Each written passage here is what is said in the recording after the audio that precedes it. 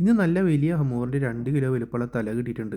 തേങ്ങ അരച്ചിട്ട് നല്ല കുരുമുളകും കുടംപുളിയൊക്കെ ഇട്ടിട്ട് നല്ല അടിപൊളി കറി ഉണ്ടാക്കുക. പിന്നെ കുറച്ച് ഫ്രൈ ചെയ്യാനും എടുത്ത് വെച്ചിട്ടുണ്ട്. അപ്പോൾ വീഡിയോ ഇഷ്ടമാണെങ്കിൽ ഒന്ന് ലൈക്ക് ചെയ്ത് സബ്സ്ക്രൈബ് ചെയ്യണം കേട്ടോ.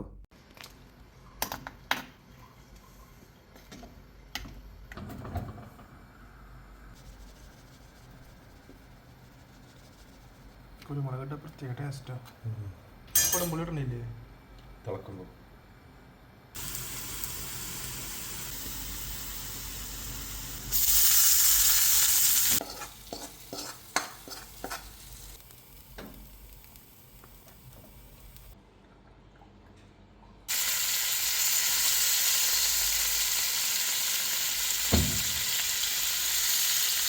അപ്പോൾ ഫുഡൊക്കെ റെഡി ആയിട്ടുണ്ട്.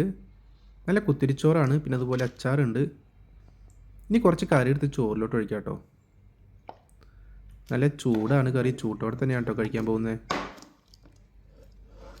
പിന്നെ മീൻ വറുത്തതുണ്ട്. വേറെ കറികളൊന്നുമില്ല, മീൻ കറി വെച്ചതും മീൻ വറുത്തതും.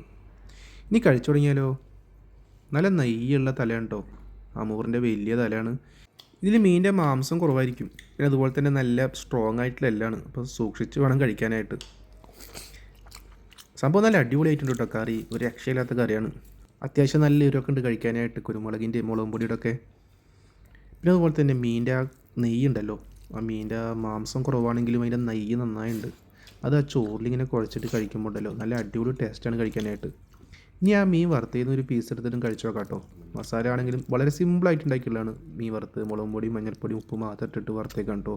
നല്ല ഫ്രഷ് ആയതുകൊണ്ട് തന്നെ നല്ല ടേസ്റ്റ് ഉണ്ടാവും കഴിക്കാനായിട്ട്. ആ മീൻ വറുത്തതും പിന്നെ അതുപോലെ ആ മീൻ ചാറും പിന്നെ ആ മീൻ കറി വെച്ചതും പിന്നെ അതിൻ്റെ മീനിൻ്റെ കണ്ണുണ്ടല്ലോ, അത് നല്ല അടിപൊളി ടേസ്റ്റാണ് കഴിക്കാനായിട്ട്. എല്ലാം കൂടി ചോറിൽ നല്ലപോലെ കുഴച്ചിട്ട് കുറച്ച് ആ കറി വെച്ച മീനിൽ നിന്ന് ഒരു ചെറിയൊരു പീസ് എടുക്കാം കേട്ടോ. അതിൻ്റെ നെയ്യാണ് മീനിൻ്റെ, അതും കൂട്ടിയിട്ട് നല്ല പോലെ കുഴച്ചിട്ട് ഒന്ന് കഴിച്ചു നോക്കാം. സംഭവം അടിപൊളിയായിരിക്കും കഴിക്കാനായിട്ട്. മീനിൻ്റെ തല ഫ്രഷ് കിട്ടിക്കഴിഞ്ഞാൽ അപ്പോൾ മേടിക്കും. അത് ഹമൂറിൻ്റെ ആണെങ്കിലും കിങ് ഫിഷിൻ്റെ ആണെങ്കിലും രണ്ടും നല്ല അടിപൊളിയാണ് കഴിക്കാനായിട്ട്.